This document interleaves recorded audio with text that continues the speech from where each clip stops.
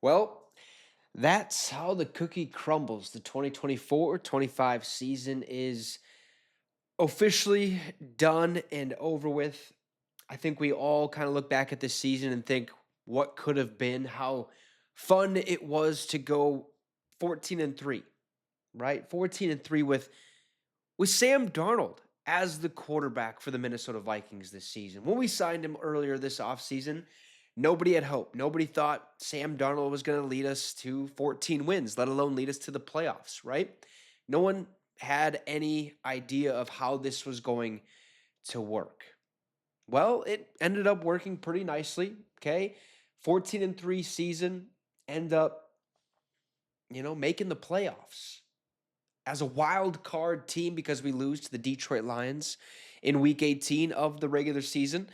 And going on from there, we knew we had one test ahead of us. That was the Los Angeles Rams. Remember early in the season, we'd lost to the Detroit Lions in our first matchup. And then we lost to the Rams immediately after that. The same setup here. Week 18, we lose to the Detroit Lions. And who do we get to start off the playoff picture with? Well, the Los Angeles Rams. We can rewrite history. We have a chance to rewrite history, and guess what? We fall short. We lose yet again to the Los Angeles Rams. The Vikings had 4 losses this year, 2 to the Lions, 2 to the Rams. Just an absolutely unfortunate situation. The last couple weeks, week 18 and this wild card loss, were just flat out embarrassing. From the offensive standpoint, the offensive line couldn't block to save their lives. Sam Darnold was seeing ghosts. He was very, I don't want to say crazy with the ball, if you will. Like he wasn't confident in his passes at all the entire game, both games. Basically, the last couple games of the season, Sam Darnold just wasn't sure what he was doing out there. It was very clear. Overthrowing Justin Jefferson in that Detroit Lions matchup, 2 times in the red zone? I know we had 4 red zone appearances, no touchdowns because Sam Darnold couldn't hit the broadside of a barn if you asked him to. It was just very, very apparent that things were slowly falling apart, and Sam Darnold just isn't built for the moment. That is what this season all boils down to. Not the 14 and 3 regular season start or regular season record. It boils down to the big time matchups. Will Sam Darnold be the guy? Can he will his team to a big time win? That was a knock on Kirk Cousins. Remember, he couldn't win in primetime games. His record on Monday night was 3 and 13 or 3 and 15, whatever the case may be. He just couldn't win in prime time.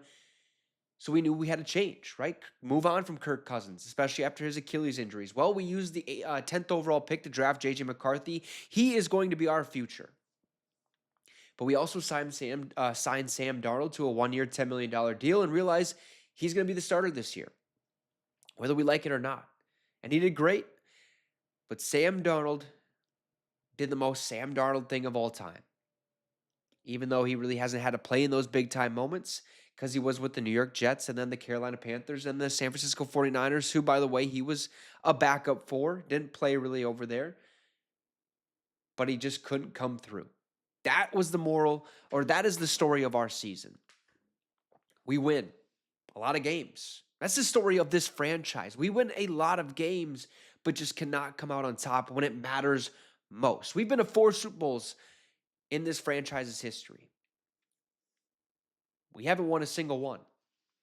I can't remember who the last one was, or the last appearance was against. I want to say it was the Raiders. John Madden, his led Raiders, if you will. They beat us. We haven't been back since. That's what this franchise has been itching for. Enough of mediocre, being mediocre, if you will. We win a lot of games. We get to the playoffs, but guess what? We have the most playoff losses in NFL history. 32 playoff losses. The next closest is the Dallas Cowboys, who have 31. And we talk a lot of, junk about the Dallas Cowboys not being good, not being relevant, because they really aren't, they haven't gone to a Super Bowl, and that's what America's team is based off of. But we're no different, unfortunately.